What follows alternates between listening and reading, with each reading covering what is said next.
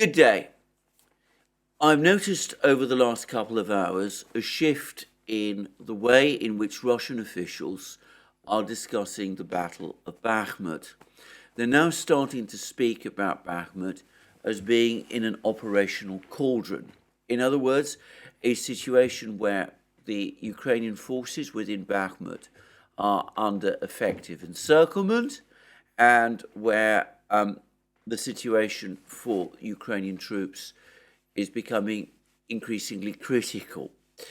And this moves us further from the position just a few days ago when the Russians were careful to say that Bakhmut had not been fully encircled. There were still access routes to the town from available to Ukraine.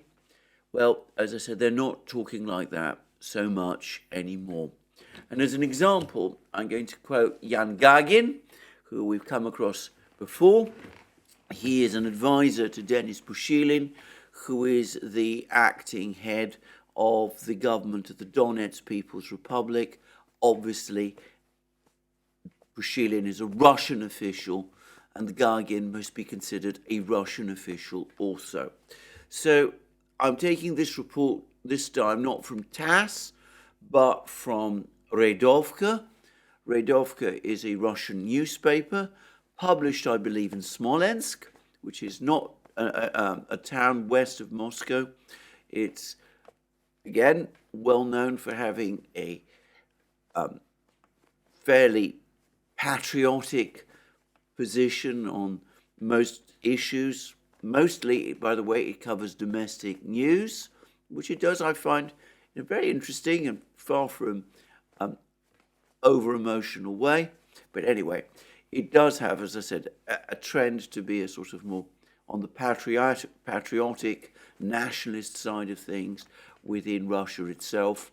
At the same time, like many of these journals in Russia, I find that its actual reporting, and it seems to have large teams of reporters working across the front lines. Anyway, its actual reporting, in my experience, has tended to be fairly reliable. And of course, this is just a quotation of what Yan Gagin said in an interview. And the interview was not given with Redovka. It was given on Russian state television. So this is the Redovka report. I should say that this is a machine translation. Redovka publishes in Russian. I've slightly adapted it to make it a little clearer. And the report reads as follows. Currently, Bakhmut is in operational encirclement by the Russian army. About 10,000 Ukrainian troops remain in the city. This information having been given by Yan Gagin, an advisor to the head of the government of the Donetsk People's Republic. Gagin said on Rossiya TV, now a fairly large garrison remains in Artyomovsk, i.e. Bakhmut, about 10,000 people, perhaps a little more. Some parts have left, some parts are trying to leave. At the same time, our artillery is trying to get them. And Redovka then quotes Gagin as saying that the Russian armed forces control all entrances to Bakhmut so that the supply of ammunition and transport of troops for the armed forces of Ukraine has become problematic and dangerous. However, Gagin does not rule out the possibility that the Ukrainian military might try either to break into the city to deliver ammunition or possibly even to try to break out. And he says, he's quoted as saying the following, in the same way there will be attempts to break out from there, including through fighting, in order to escape to Chasov Yar. And Gagin then goes on to say, in this Russia TV interview that a new cauldron has now formed in the area of the town, which can be compared to Debaltseve and others in which the Ukrainian armed forces were previously boiled. And he's then quoted by Redovka as also saying that Russian forces, he means, of course, the Wagner organization troops, are now also have now reached the central parts of Bakhmut and are pressing to capture the remaining part, which is the part west of the Bakhmutsky River. In other words, to capture all of Bakhmut, including those western areas which still remain under Ukrainian control. So this is one example, as I said, of Russian commentators and Russian officials talking about a cauldron having formed, and note, not just in Bakhmut itself, but in and around Bakhmut. And Gagin estimates the number of Ukrainian troops who are trapped inside this cauldron as over 10,000, which corresponds quite closely with the figure of 10 to 12,000, which I mentioned, another Russian official, another Russian commentator, as having spoken about yesterday. So we've gone from 7,000 to 3,000 to 10 to 12,000. I'm going to guess that the original figures of 3 to 7,000 referenced Ukrainian troops within Bakhmut itself. The other 10 to 12, the other thousands that we're talking about are the troops who are Ukrainian troops in the immediate vicinity of Bakhmut. You could even break it down if you like. You could say that there was 3,000 in Bakhmut, 7,000 nearby, all within this operational cauldron, and perhaps that figure of 7,000 I spoke about earlier was based on a misunderstanding. Maybe when it was initially reported, it referred to the troops just outside Bakhmut, to which perhaps the 3,000 within Bakhmut should be added.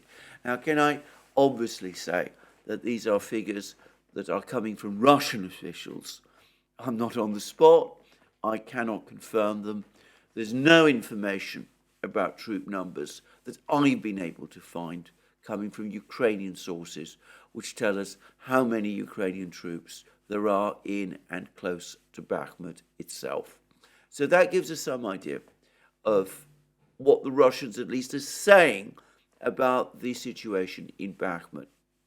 And note carefully what Gagin is talking about. He's not saying that every single access point to Bakhmut has been completely sealed, that in other words, that this is like a sort of siege, with a kind of medieval siege with a stockade. Right at the start of the war, when I was first talking about cauldrons, I discussed how they work. They are in effect a situation where a force has basically control of all the roads and obvious access points. Sometimes, well,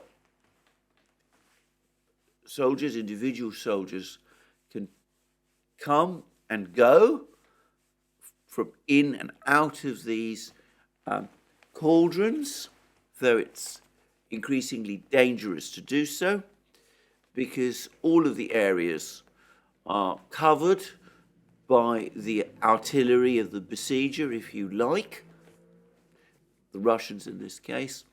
And in addition, I'm going to make a guess that there's now patrols, Russian patrols, also operating along some of these fields and country roads that we're talking about. It's likely that Russian reconnaissance units have penetrated into this area, even if it still remains nominally under Ukrainian control. And in fact, we are seeing pictures, I've seen pictures, again, their accuracy and how representative they are of the actual information, I can't confirm. But there are pictures of Ukrainian troops trying to leave or trying to move across fields and country lanes, often running or trying to run across these fields and country lanes. There's also pictures of large amounts of destroyed vehicles and machines littering the landscape, obviously targeted by the Russian artillery. So the Russian forces have now, in effect, therefore, gained fire control. They've essentially cut the access roads, the proper metal roads, into Bakhmut. It's still possible, perhaps, for small groups of Ukrainian soldiers, scattered groups of Ukrainian soldiers, to come and go, but it's increasingly dangerous for them to do so. And an organized retreat is becoming very difficult. Now, Gagin here referred to a battle that took place during the earlier fighting in Ukraine. Fighting, by the way, which I've noticed Western commentators try to avoid talking about. But he's referring to a battle in a place called Debaltseve, which took place in 2015. Now, in 2015, after the first of the two Minsk agreements was signed, the Ukrainian army nonetheless decided to try to launch an offensive to try to capture a place called Debaltseve, which formed a kind of hinge point between the two breakaway republics, as they then still were, the Donetsk and Lugansk People's Republics. And a force of around 30,000 Ukrainian troops, by most accounts, was directed, advanced towards Debaltseve, and it did occupy Debaltseve, but it was quickly operationally encircled by the Donbass militia, doubtless assisted in various ways by the Russian armed forces. I'm not going to get into a discussion as to how that worked out. And in effect, those 30,000 men became trapped, and this created massive amounts of alarm in Western capitals, and as I very well remember, it precipitated a flight by Angela Merkel, at that time Germany's Chancellor, to Moscow, a private meeting in the Kremlin between herself and Vladimir Putin, a meeting in which no one else was present, not even interpreters. And it's been fairly clear to me that at this meeting, Merkel proposed what eventually became the Minsk agreement, and Putin went along with it. And the two, Putin and Merkel, then convened a meeting of the Russians, the leaders of the Donbass republics of that period, President Poroshenko of Ukraine, and of course Merkel and the French President François Hollande. They all came to Minsk, and that was where the Minsk agreement, to all appearances, was formally agreed, though, as I've discussed many times subsequently, Ukraine refused to honor it. President Poroshenko, former President Poroshenko of Ukraine, has admitted that he had never had any intention of honoring it. And the Germans and the French, as both Merkel and Hollande have now admitted, eventually came to accept and realized that, and went along with the fiction that the Minsk agreement was still operative, even as Ukraine was violating its terms and was rearming. I'm not going to go into more details about all of that now. But anyway, that is the battle, Debaltseve, which Gagin is referencing. And the sequel to the Battle of Debaltseve is that the Ukrainian forces, largely because of the progress of the negotiations in Minsk, were able on that occasion to escape, though large numbers of them were killed. And it seems, according to Gagin, that the forces in Bakhmut, the Ukrainian forces in Bakhmut, now find themselves in a similar position, that there is no sign this time of any Angela Merkel riding to the rescue, rushing off, dashing off to Moscow, having secret talks, or perhaps not so secret talks, with Vladimir Putin. I'm sure that the Russians were recording every part of this conversation between Merkel and Putin. But again, I said, that's another story. There's going to be no, as I said, rescuing angel like Angela Merkel flying to Moscow to try to extract them from this cauldron which they are now in. Now, Gagin does float the possibility that the Ukrainians might try a breakout. And I'll come to that in a moment. And he also floats the possibility that they might also try a break-in. And he speaks about the presence of Ukrainian forces in Chasiv Yar, and he suggests that that might be the plan. I'm going to suggest that over the next couple of days, the Russians will be working hard to thicken the effective encirclement of Bakhmut that they've achieved, to close the remaining gap to the extent that they need to and can.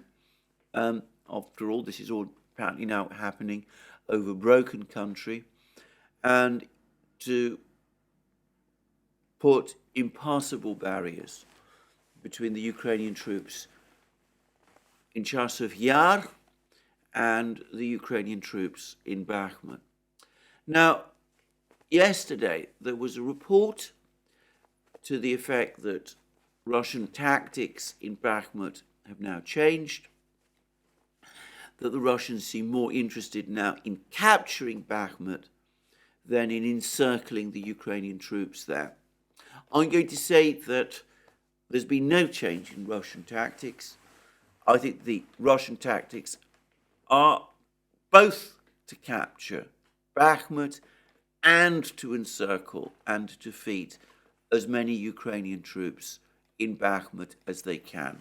If they can destroy a Ukrainian force of 10,000 men, if they can force it to surrender en masse, if they break the resistance there, then of course it will compound for Ukraine the damage done by the fact of its defeat in Bakhmut.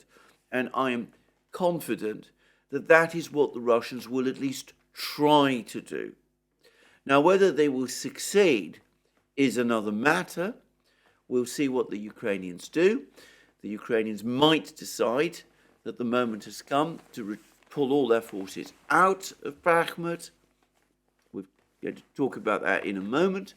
Or they might do what Jan Gagin is talking about. They might try to come to the rescue of the Ukrainian forces in Bakhmut by sending their soldiers at Chasiv Yar, these new units that have been rushed to Chasiv Yar, to try to break in, perhaps to continue the fight in Bakhmut, or perhaps to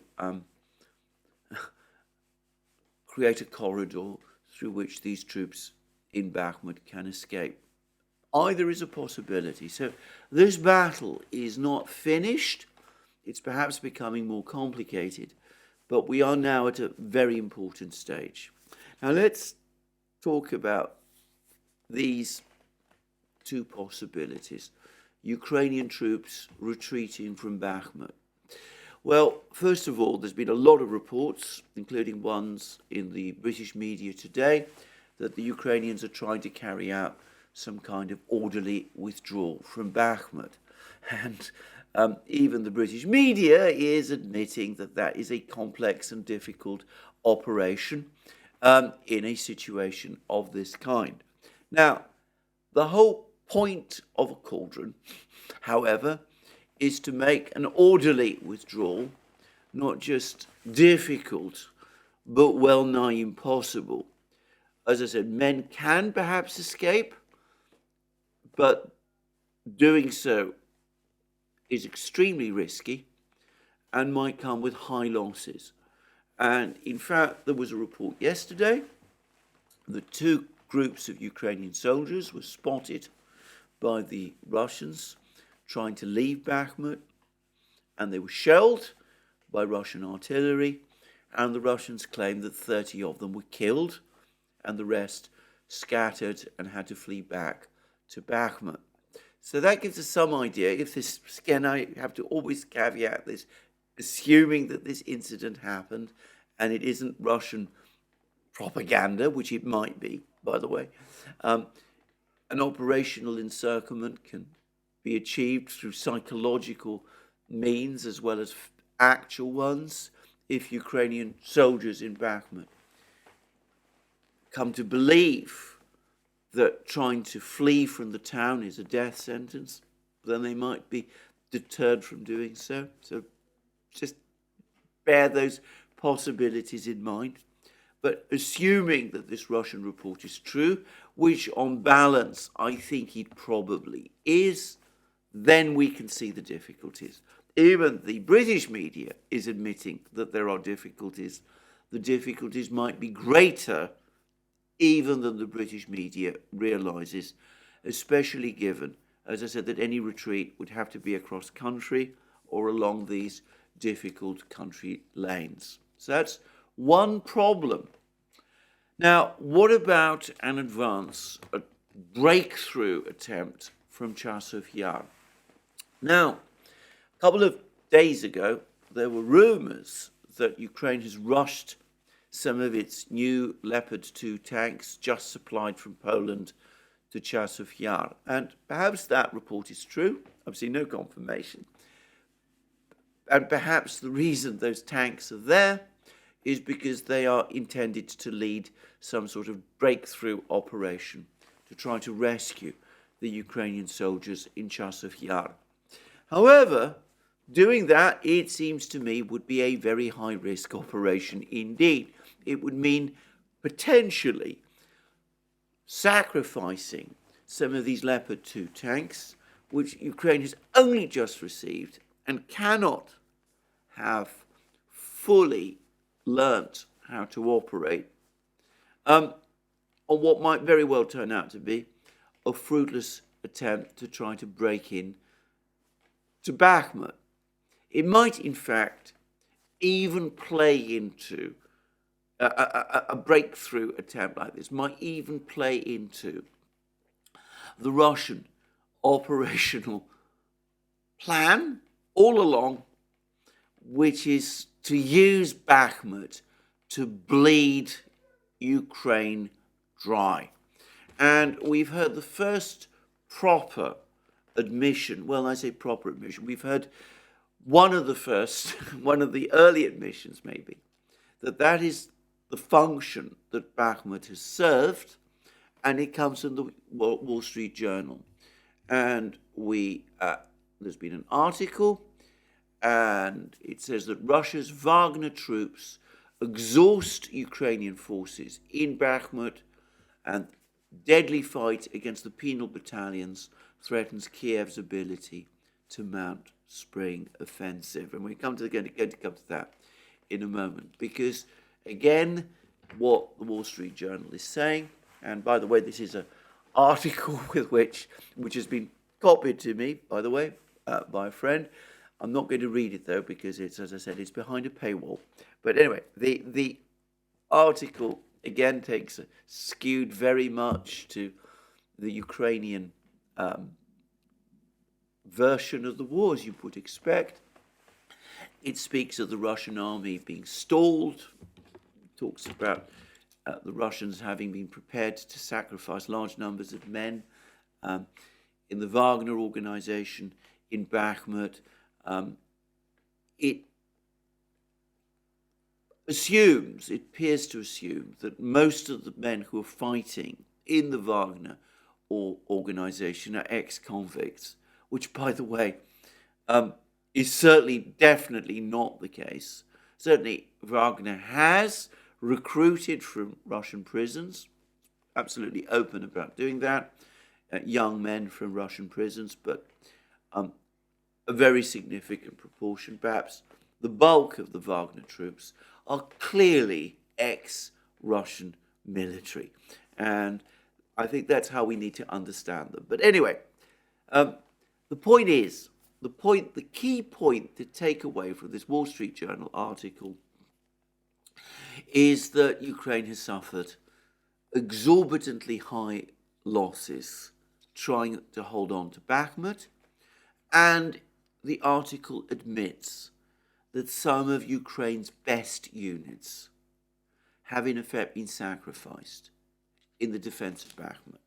It's not, in other words, just territorial defense troops, reservists, young boys, old men. It's not people like that. There's been some of Ukraine's best, most experienced units have been committed to trying to defend Bakhmut, and they suffered massive losses, and they've been severely weakened or even destroyed in the attempt. So that's obviously going to be compounded if troops now relocated to Chasov Yar are sent in to attack the Russian forces building up and strengthening the encirclement of Bakhmut. Even if the Ukrainians achieve a breakthrough, it will probably be brief. The losses incurred in doing it will be extremely high. If Leopard 2 tanks are indeed used in this attack, some of them, almost perhaps even most of them, will be lost, and Ukraine's armed forces will be further weakened. It doesn't seem to me like a good or wise trade, and that's putting it mildly. But Gagin concedes the possibility that that's what might happen, and given Ukrainian conduct in this battle up to this point, it's a real possibility. Now, I'm going to come back to the question of the spring offensive and what effect the fighting in Bakhmut has had on that shortly. Now, in the meantime, what is actually going on?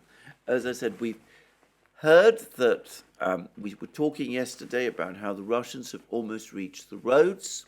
I should say that yesterday, after I made my video, I saw more reports that the Russians have made further advances in the area of Homovo, almost cutting now, almost literally. They seem to be almost on the road, the last remaining road that Ukraine is using, the one where the Ukrainians blew up the bridge. And it turns out that that report that the Ukrainians did blow up that bridge on this road is absolutely correct. They're using some kind of temporary bridge structure in its place. It all looks to me very much like an action that was taken at least as much to try to limit the possibility of a withdrawal and disorganized retreat from Bakhmut as it was in order to try to slow down any Russian advances. Anyway, that's the situation there. And coming back to what Gagin was saying, it's clear that the Russians are now also pushing forward hard within Bakhmut itself. The last report was that they control 40% of the town. It's likely that before long, perhaps even now, they control more of it than that. Obviously, the Bakhmutsky River is an obstacle, but the Russians are attacking from various directions, not just from the east, but also from the north and the south, and gradually Ukrainian forces within Bakhmut are being pushed. And they're being pushed and they're being squeezed.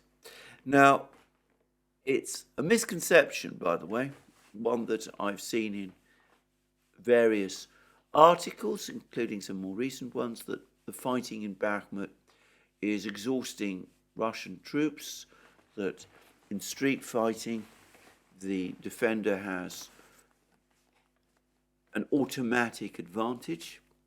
I saw a report that supposedly the fighting in Severodonetsk and Lysychansk exhausted the Russian army in the summer because, as I said, it involved street fighting, and this opened the way for the Ukrainian offensive in Kharkiv and Kherson. Now, it's interesting that people focused on the street fighting in Severodonetsk and Lysychansk and ignored the much more intense and much more prolonged street fighting that took place earlier in Mariupol, which, of course, doesn't seem to have impacted on the fighting in Severodonetsk and Lysychansk. But anyway, and suffice to say, it is a misconception, it appears to be a misconception, that street fighting necessarily results in higher casualties for the attacker than the defender. It depends on many things. It depends on supplies. It depends on training of troops. It depends on artillery and ammunition support. And in all of those, the Russians are well supplied or adequately supplied. I'll come to that in a moment. Whereas, if they are in an operational cauldron, the Ukrainians are not. So anyway, we are, it seems, according to Gagin at least, in a cauldron-type situation now in Bakhmut. We'll see whether that continues. We'll see what course the fighting takes there. If there is a cauldron, and there really are 10,000 Ukrainian troops, or more than that, encircled, then in my experience, cauldrons can take quite a long time to resolve themselves. Fighting in Ukraine in 2014 and 2015 provided examples of this. Cauldrons could sometimes take weeks to resolve, and of course the same turned out to be true in Mariupol.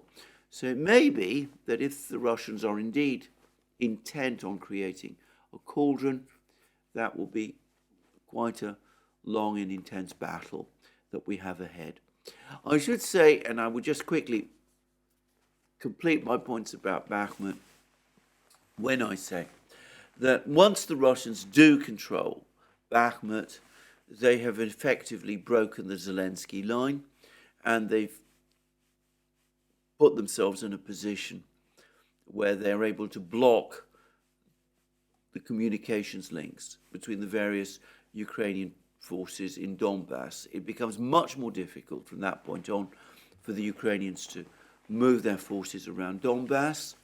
And of course, if the Russians also capture the hills to the west of Bakhmut, something which I suspect would include capturing Chasov Yar, well then of course they will be in a position to start shelling Kramatorsk and probably Slavyansk as well. But again, it will take some time, some weeks at least, for the Russians to consolidate these gains, to establish themselves in all these places, to round up all the Ukrainian stragglers who might still be around and might still be able to offer resistance, to put themselves in a position where they can hold on to all of these new positions that they've captured against potential Ukrainian counterattacks. So one shouldn't assume that the moment Bakhmut falls, the Russians will rush forward into the next advance. The whole Russian approach has been incremental. They will capture Bakhmut, they will consolidate, they will reorganize, they will rest, they will build up their ammunition and artillery stocks, and they will move on. Now, that brings me to this subject of ammunition and artillery. Again, reports circulating a few days ago, very much based on claims and complaints from Yevgeny Prigozhin that the Russians are suffering from ammunition shortages. But then reports circulated again yesterday that all of these problems on the Russian side have been resolved. I think that the answer is straightforward. The Russians provide ammunition. They're able to ship ammunition to their troops. The troops then fire them. Sometimes they fire more ammunition than is available, that has been supplied. It takes a day or so for the ammunition trains and trucks to arrive, and that obviously staggers the tempo a little. I think that's all that there is to it, and I think people are very unwise, if I may say so, to place too much dependence on what Prigozhin is saying. Prigozhin, let me reiterate again, clearly has a feud, an ongoing feud with some senior officials in the Russian Defense Ministry, particularly, I suspect, Surovikin and Gerasimov. And at the same time, he is not the military commander of the Wagner organization. He has no background in the military. He's never served in the Russian military. He has no training as a soldier. He's no training as an officer or a senior officer. He is there. Obviously, he likes to be seen in a flak jacket and a helmet. He gives all kinds of vivid videos. He makes all kinds of vivid statements. Obviously and undoubtedly, he's keen to make sure that his troops, the troops in the Wagner organization, of which he claims a kind of ownership, are fully supplied with all the equipment that they need.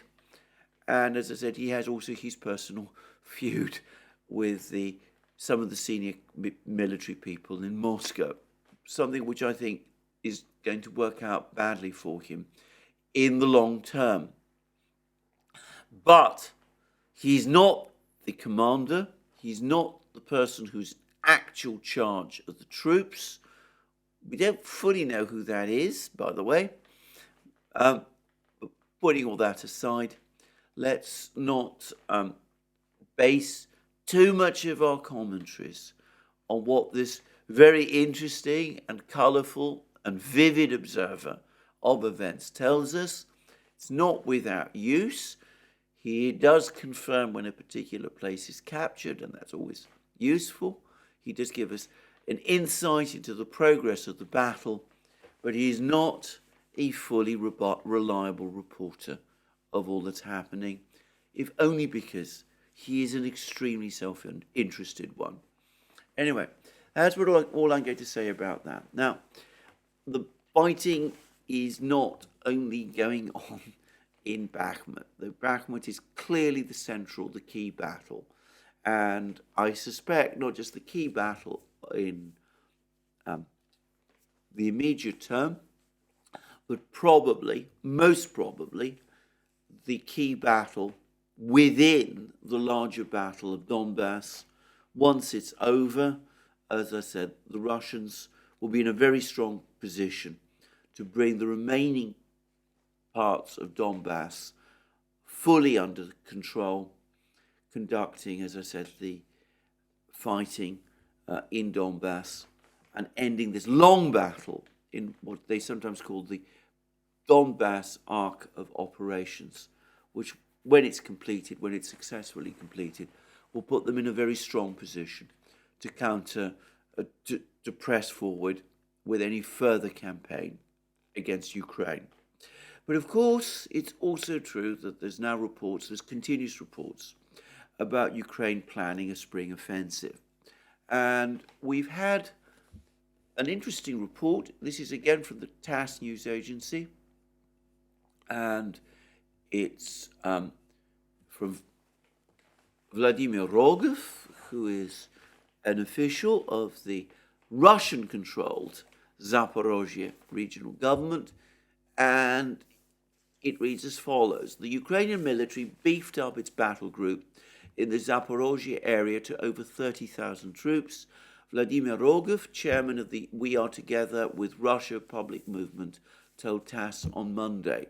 If we speak about the numerical strength of the Ukrainian troops along the engagement line, those who are being amassed in the city of Zaporozhye and on the border of the Dnipropetrovsk and Zaporozhye region, there are a total of about 30 to 32,000 of them there.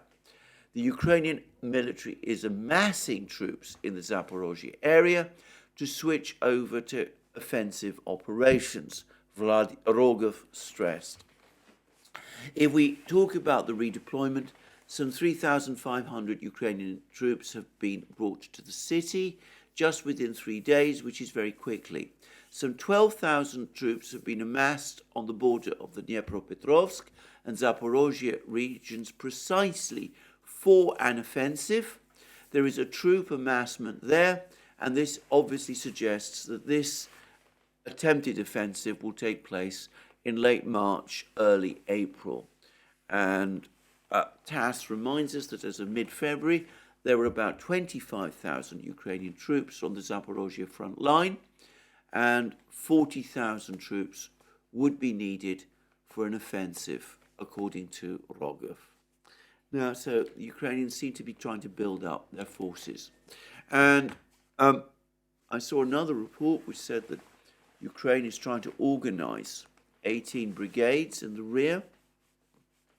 Some of the men who've been recently enlisted seem to be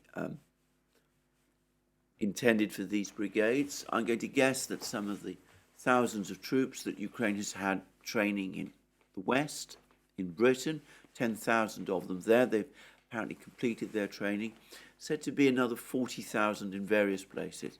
I'm not entirely sure about this. But anyway, these are clearly earmarked to fill out these brigades. Now, I'm not an expert on brigade sizes, but 18 brigades, we're talking about a force of perhaps 60,000 men in total when these brigades are brought fully up to strength. That seems to be reasonably close to the total number of troops that have been trained in the West, in Europe. And of course, we've seen that there are attempts to supply these troops with Western equipment. Though I have to say, fewer than 100 tanks, fewer than 200 tanks. At the moment, we're looking at perhaps around 50 Western tanks being sent to Ukraine in the short term.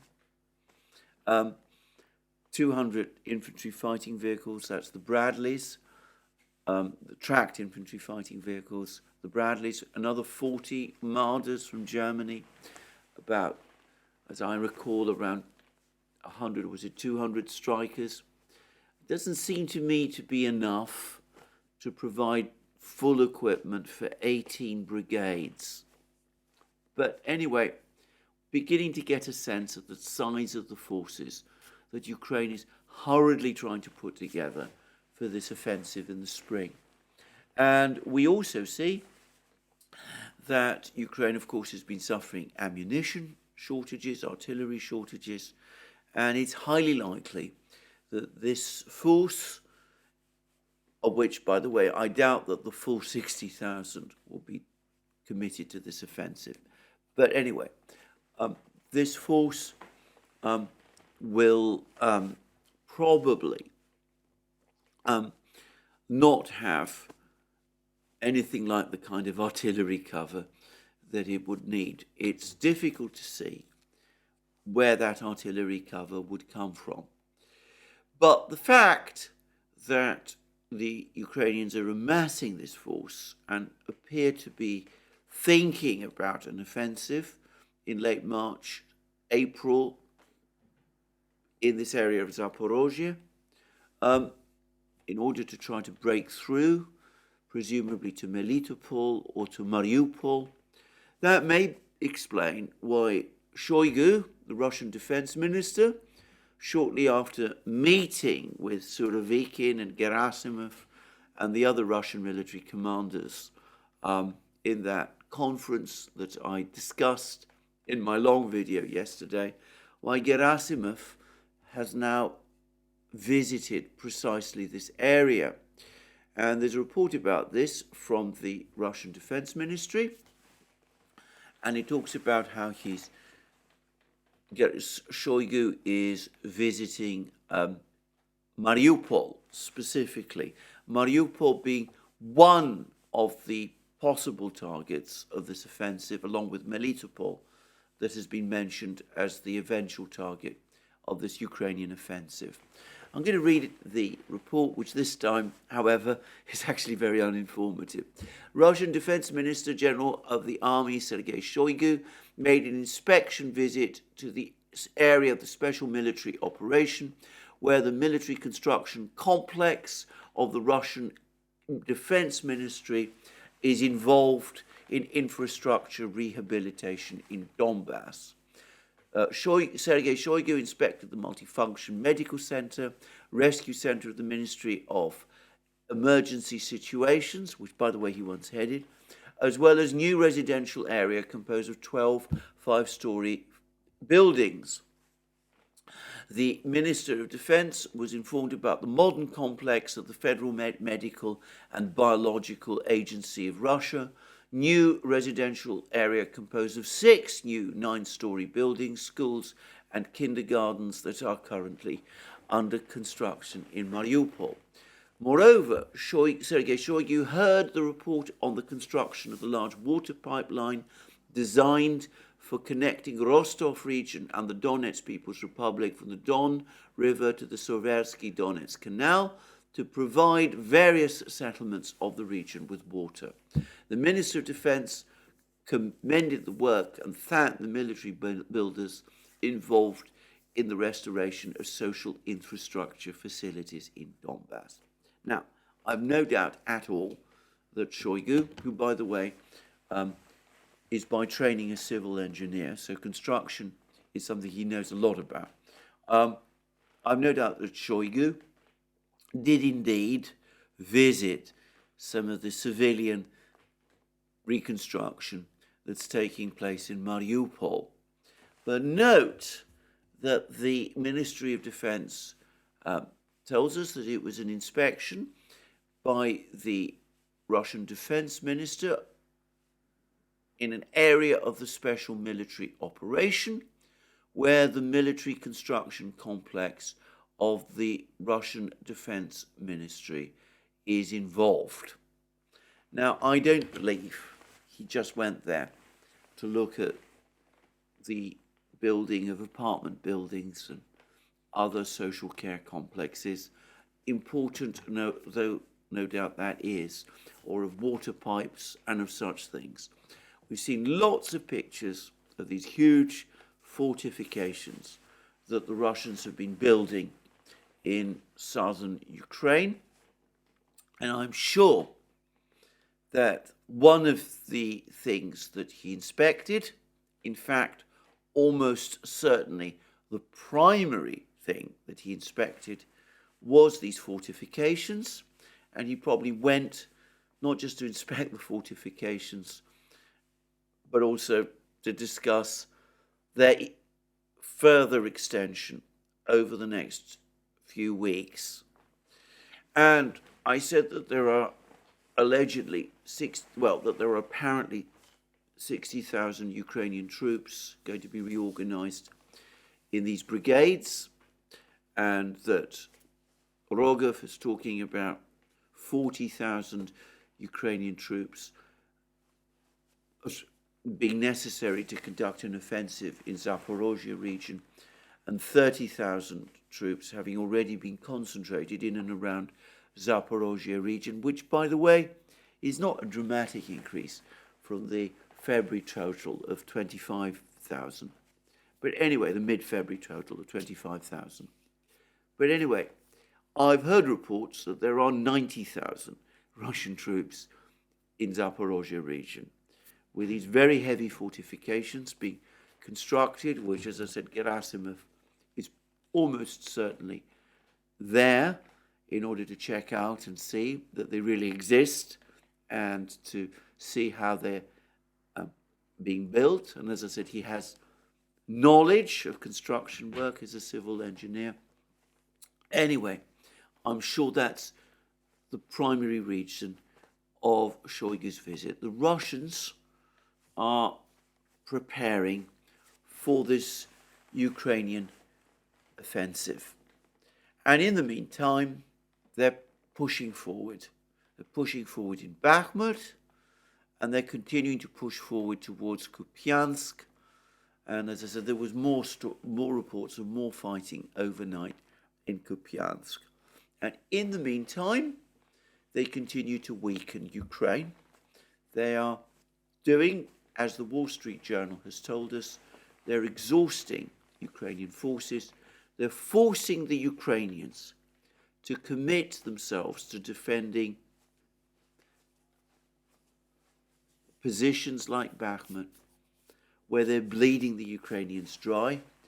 And as the Wall Street Journal said, because Ukraine has had to commit some of its best troops, some of its most experienced troops, to the defense of Bakhmut and has lost them in the process, the prospects for its spring counteroffensive are fading. Now, all of this is leading to certain other very interesting things that are happening. There's a very interesting report in Bild Zeitung, the German tabloid newspaper, mass market circulation tabloid, used to be the most widely read newspaper in Germany. For all I know, it still is. It probably still is. Anyway, unusually, it criticizes Zelensky.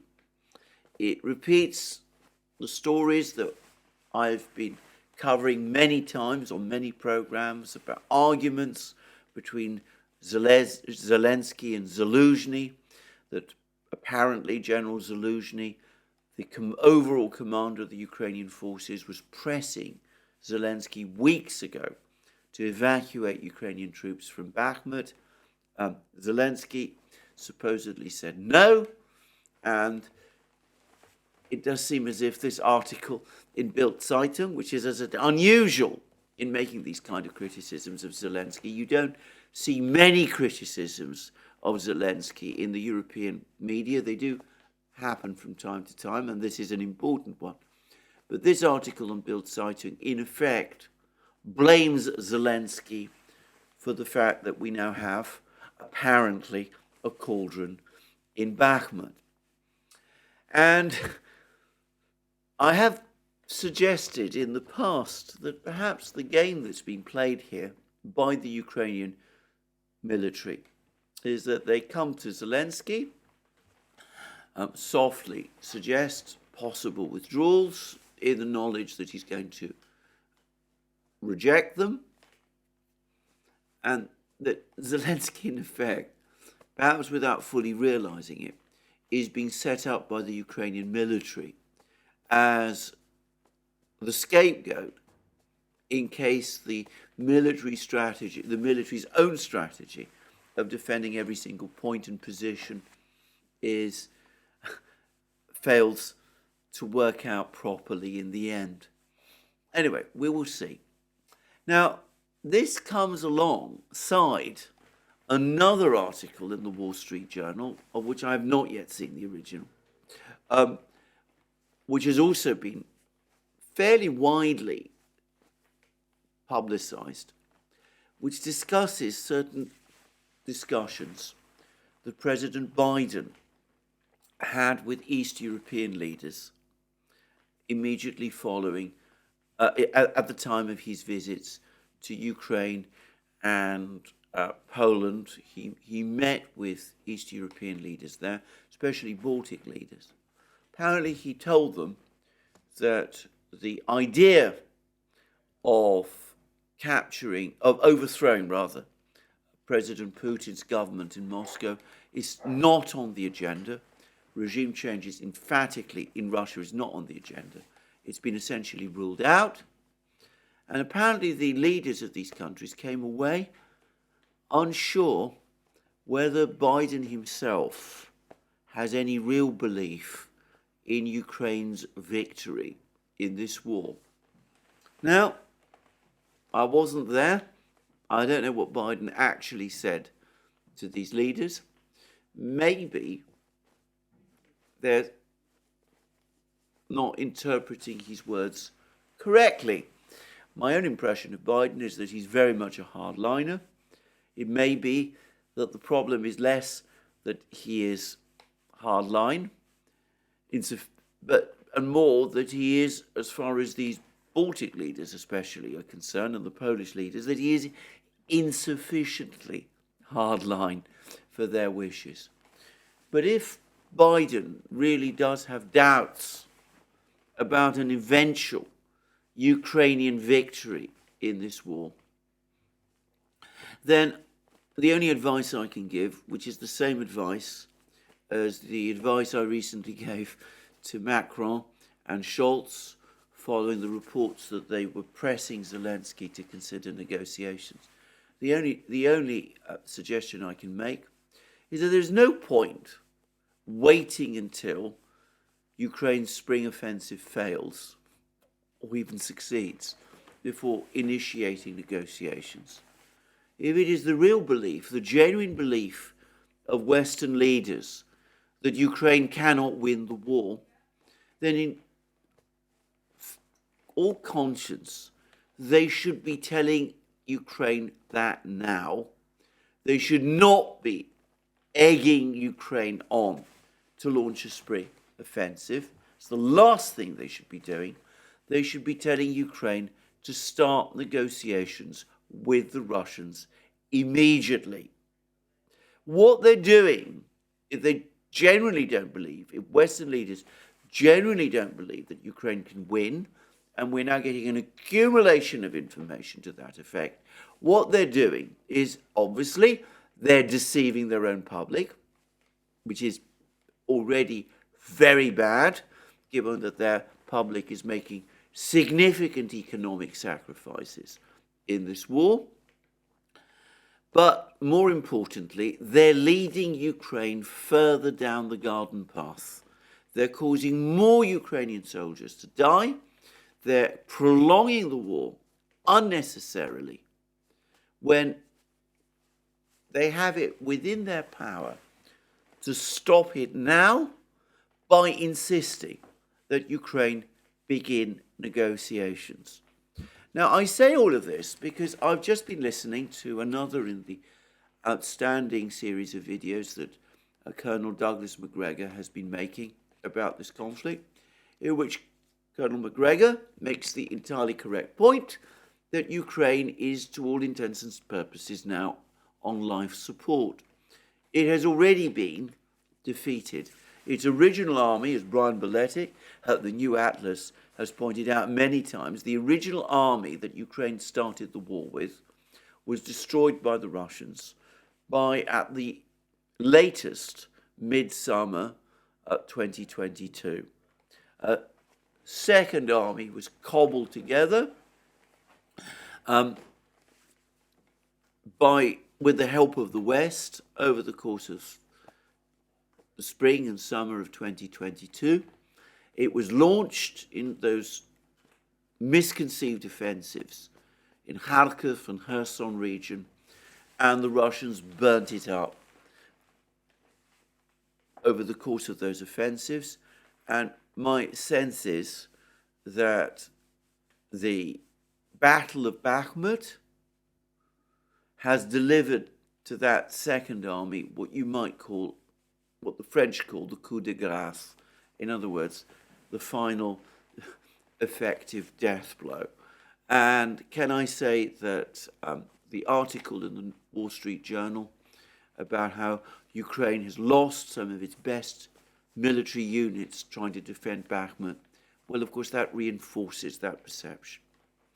Now, what is being cobbled together entirely with the help of the West, with Western tanks, Western infantry fighting vehicles, Western armoured personnel carriers, Western guns, Western rifles, apparently, though I find that surprising because I would have thought the one thing Ukraine would not be running out of was Kalashnikovs and the ammunition to fire them. But, who knows? There may be all kinds of reasons about that. I'm not going to speculate. But the Third Army, which is now being cobbled together, one way or the other, whether it succeeds or fails in this spring offensive, is almost certainly going to be burnt out by the summer as well. And if Western leaders quietly doubt this offensive can succeed, or if they recognize that even if it does succeed, it's not going to pave the way to victory, then what on earth are they doing by encouraging Ukraine to keep fighting in this kind of way? Colonel McGregor makes a further point. I discussed yesterday the slew of figures about the Russian economy that have been pouring out. By the way, on that point, I saw a report from Bloomberg, which of course has again repeated that there's been a collapse in Russian energy revenues. Bloomberg provides all kinds of reports, many of which contradict each other. A few days ago, about a week ago, it was saying otherwise, but I'm not going to chase Bloomberg in this program. But anyway, I discussed how the general state of the Russian economy is improving. The general state of the Ukrainian economy is dire. They've experienced a 35% contraction in 2022. Latest reports suggest that the winter sowing of the harvest is well behind schedule in Ukraine this year. The energy system has been devastated by repeated Russian missile strikes. Ukraine had to spend money at the start of this year, in January and February, to support the hryvnia, the Ukrainian currency, something, by the way, which the Russians have not had to do. And, of course, all this money and most of the budget now, or at least large parts of the budget now, come from the West. The West, the United States, turns this all off. The United States and the European Union turn this all off. Then Ukraine will collapse, and that collapse would probably happen over the course of just a few weeks. Ukraine is even more dependent on Western aid, or so it seems to me, than previous governments supported by the United States, like South Vietnam and Afghanistan were. Without the inflow of Western financial support, and Janet Yellen has again talked about more money being sent to Ukraine, shoveling money to Ukraine. Without all of that support, Ukraine would collapse very quickly. And Brian Beletic has done a further outstanding program looking at the latest Pentagon list of items that have been supplied to Ukraine. And he points out that the cupboard now, more signs, increasing signs now that the cupboard is bare in terms of weapons. We have lists of weapons, ammunition, 155 millimeter ammunition, 105 millimeter ammunition, but as he points out, no longer does the Pentagon say how much is being provided. And that strongly suggests that the quantities are becoming smaller and smaller, and the size of the package, $400 million, rather suggests the same. So, Ukraine is wholly dependent on the support of the West. So the West has enormous leverage over Ukraine to bring the war to an end. By contrast, if these problems that are accumulating within the Ukrainian military, continue to escalate in the way that has been said, if the West runs out of ammunition to send to Ukraine, as is also been said, if the Russian defences in Zaporozhye hold, as is more likely than not, much more likely than not, if the Russians press on with their offensives around Bakhmut and towards the Dnieper River, and all this investment is for nothing, Ukraine is going to collapse, and more Ukrainians will die. So, if Western leaders generally think that Ukraine cannot win, surely the moment has now come for them to say so publicly and to act on that fact, rather than continue the pretense that the war can in some way be won, than to throw more money at the problem, more equipment at the problem, and deceive the Western public and the Ukrainian people into believing otherwise. Well, that's where I finish my video today. Thank you for joining me again today. More from me soon. Let me remind you again that you can find all our videos, Duran videos and my videos and Alex Christoforou videos on our various platforms, other platforms, Locals, Rumble, BitChute, ODYSEE, Rockfin and Telegram. You can also support our work via Patreon and Subscribestar, links under this video. You can also, should also think of going to our shop and buying the amazing things that you will find there, our magic mugs, our hats, our hoodies, our t-shirts, our sweatshirts, all those great things. And last but not least, please remember, if you've liked this video, to press the like button and to check your subscription to this channel. Thank you for joining me again today, and more from me soon.